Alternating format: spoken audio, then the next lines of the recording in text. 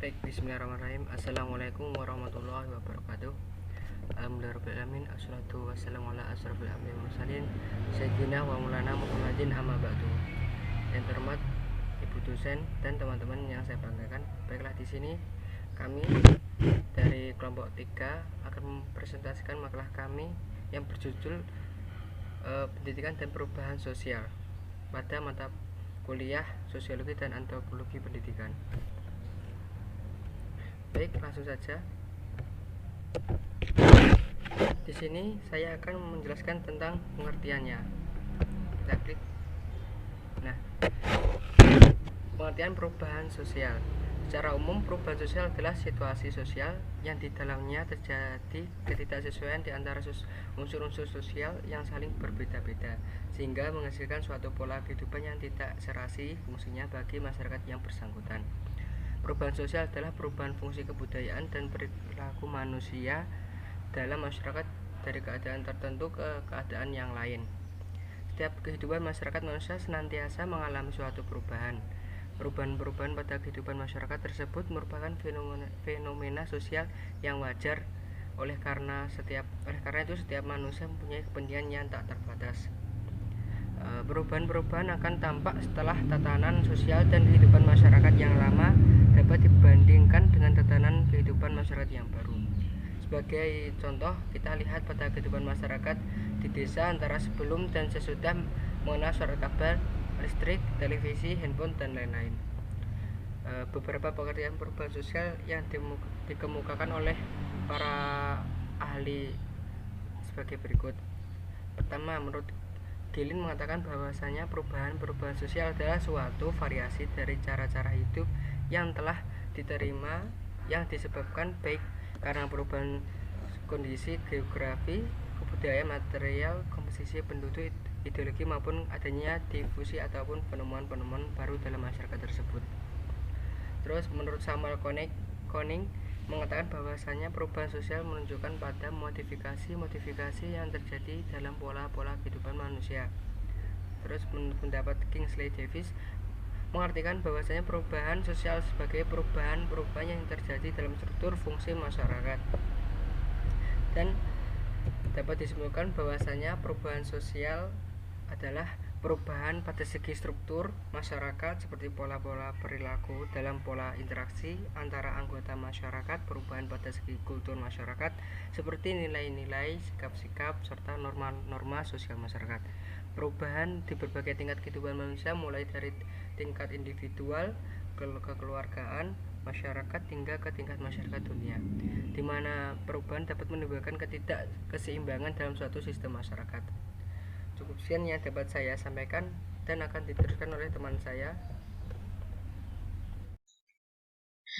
Bismillahirrahmanirrahim. Di sini saya akan melanjutkan presentasi dari kelompok 3, yaitu tentang ciri-ciri perubahan sosial. Berikut ini adalah ciri-ciri perubahan sosial, yaitu pertama, tidak ada masyarakat berhenti berkembang secara dinamis. Artinya, masyarakat itu selalu berkembang dan berubah. Yang kedua, perubahan pada satu lembaga akan menyebabkan perubahan pada lembaga lainnya. Maksudnya, lembaga-lembaga sosial bersifat independen akan saling mempengaruhi sehingga sulit sekali untuk mengisolir perubahan pada lembaga sosial tertentu. Proses yang dimulai dari proses selanjutnya merupakan suatu mata rantai. Yang ketiga, perubahan secara cepat atau secara revolusi. Perubahan secara cepat dapat menyebabkan disorganisasi dalam kelompok dan bersifat sementara karena berada dalam proses penyesuaian diri.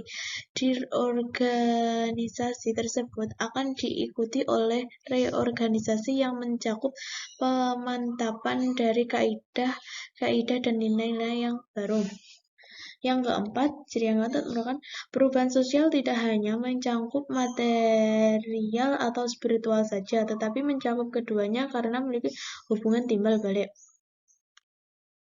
Selanjutnya yaitu proses perubahan sosial.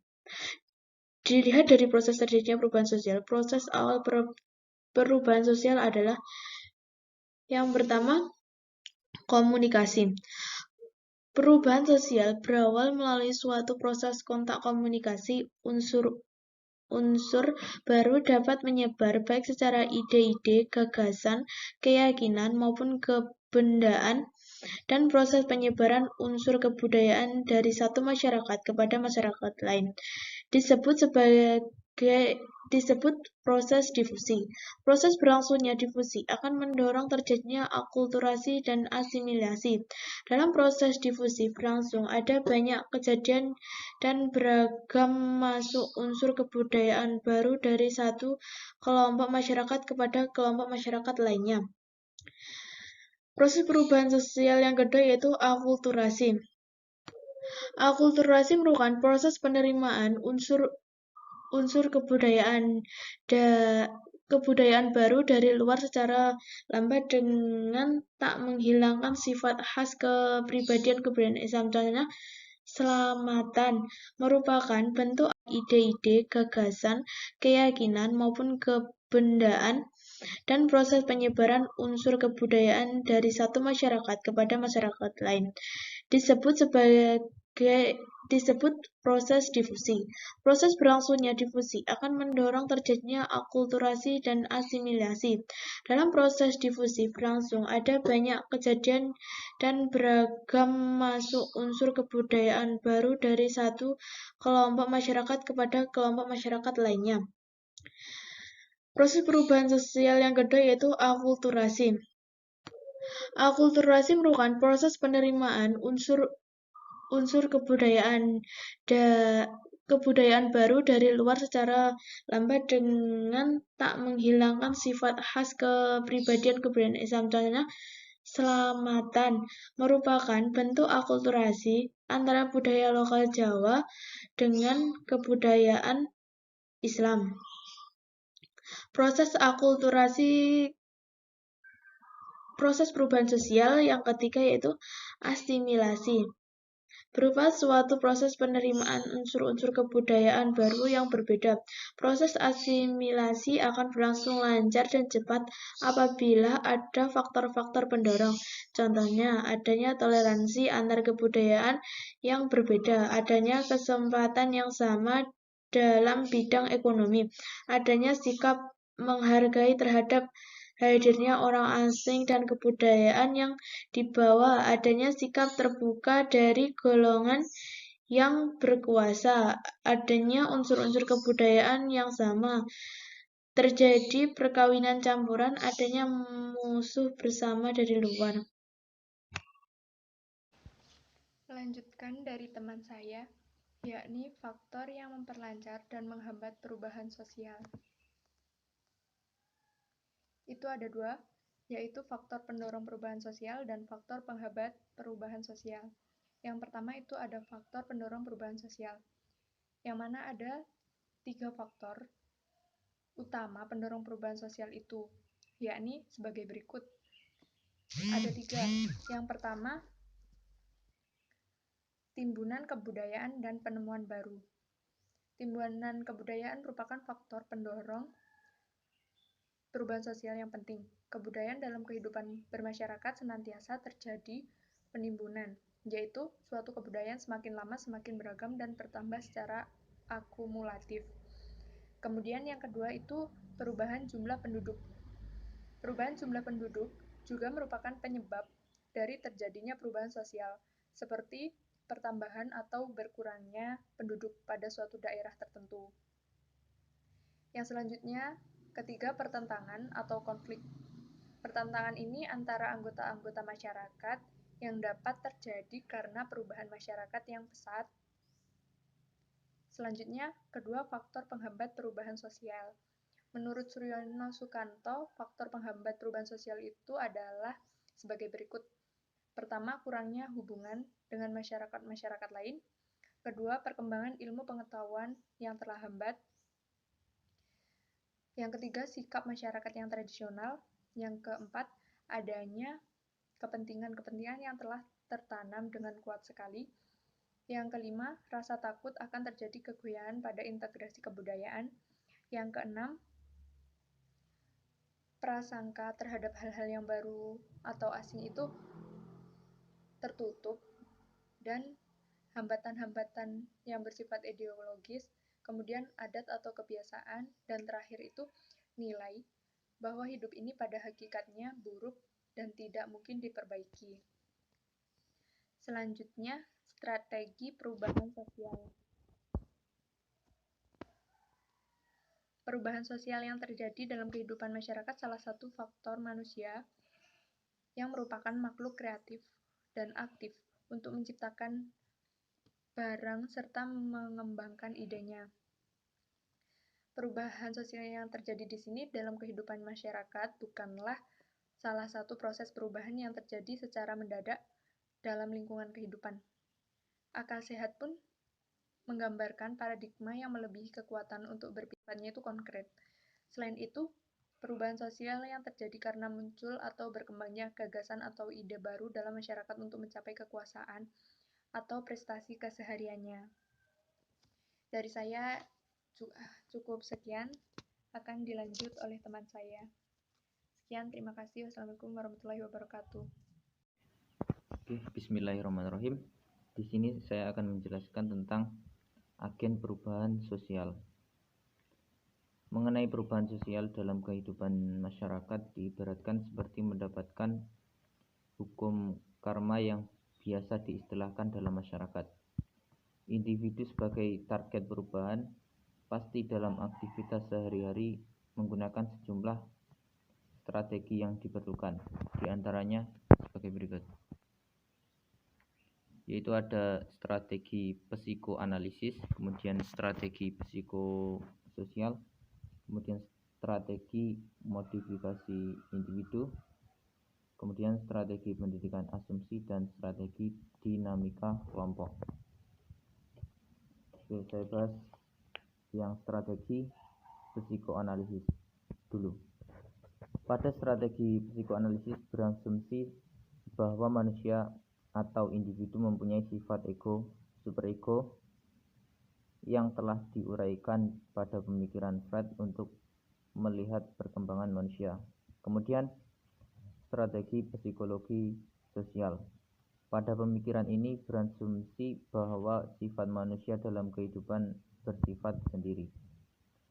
Kemudian strategi modifikasi individu. Pemikiran ini dilandasi bahwa individu bertindak atas hukuman dan ganjaran. Kemudian strategi pendidikan.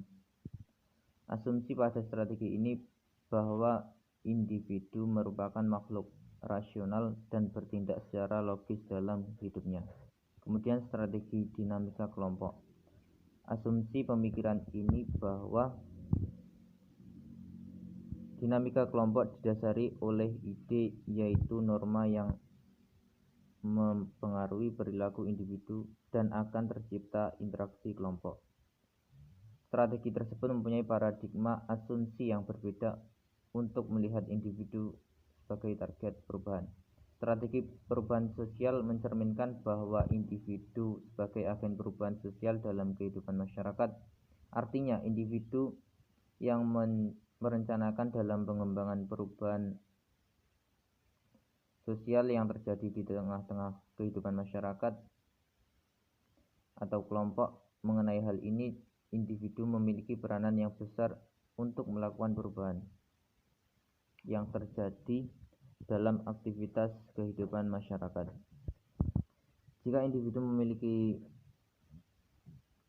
memiliki sifat yang besar, sifat yang baik, hidup secara sosial dan bertindak secara rasional, mengikuti segala aturan yang berkembang dan pengetahuan yang luas,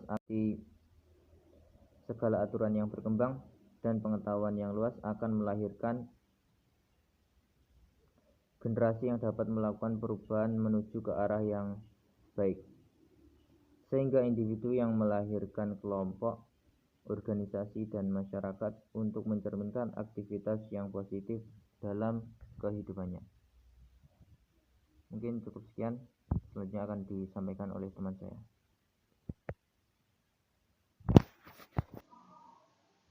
Selanjutnya yaitu pendidikan mempengaruhi terhadap perubahan sosial dan sebaliknya. Pendidikan memiliki beberapa peran dalam perubahan sosial, yaitu 1.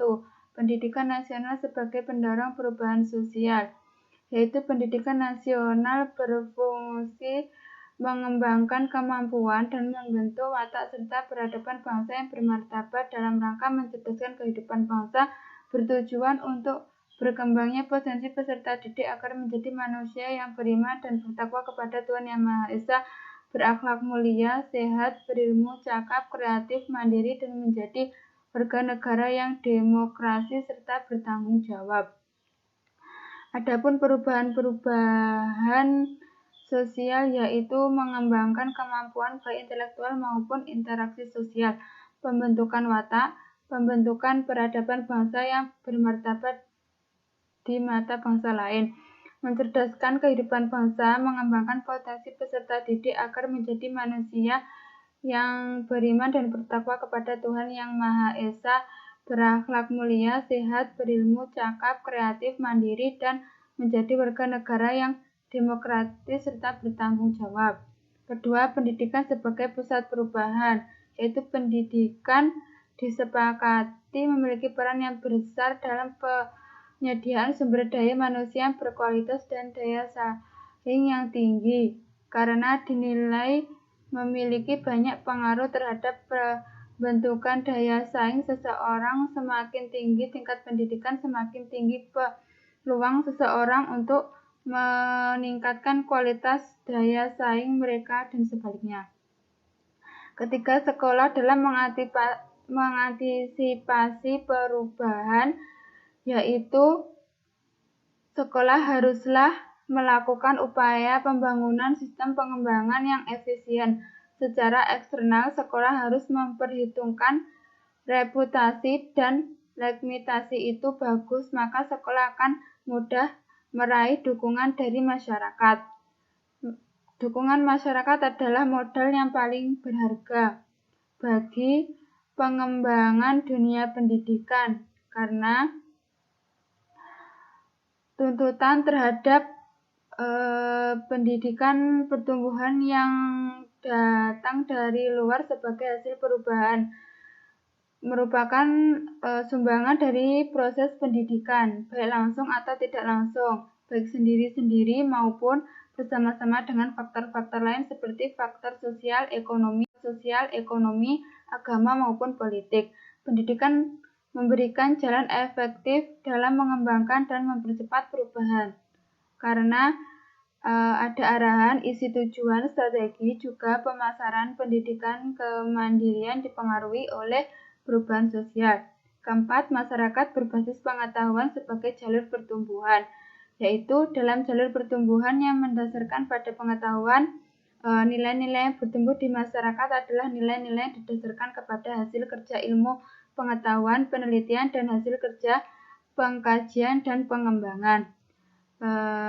Bukan hanya menghasilkan pertumbuhan industri manufaktur, perubahan konten, cara kerja yang lebih menuntut kerja tim dan pada kerja individual, tetapi juga perubahan kelembagaan, jaringan kerja, dan termasuk nilai-nilai yang dianut customer.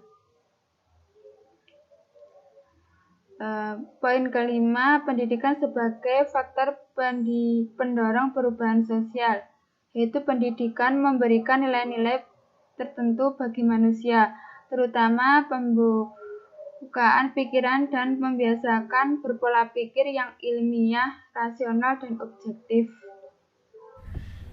Baiklah, cukup sekian dari presentasi kelompok kami. Bila ada kurangnya, saya mohon. Wassalamualaikum warahmatullahi wabarakatuh.